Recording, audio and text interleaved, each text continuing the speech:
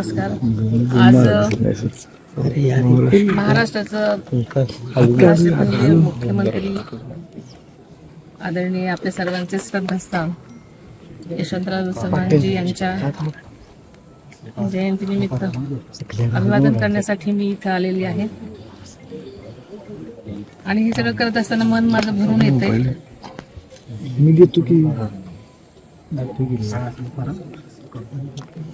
आपल्या सगळ्यांचं श्रद्धास्थान.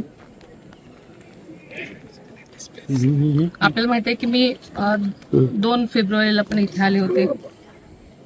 माझी शपथ घेतल्यानंतर एक कर्तव्यनिष्ठ म्हणून मी समाधीस्थळी आले होते अभिवादन करायला. कारण आपल्या सर्वांचंच हे एक ऊर्जा स्थान आहे, शक्ती स्थान आहे.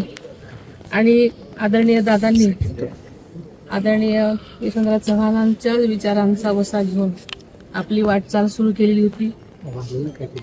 दादांना नेहमीच यांच्या सर्वच दादांचं ते शक्ती स्थान होतं, स्फूर्ती स्थान होतं.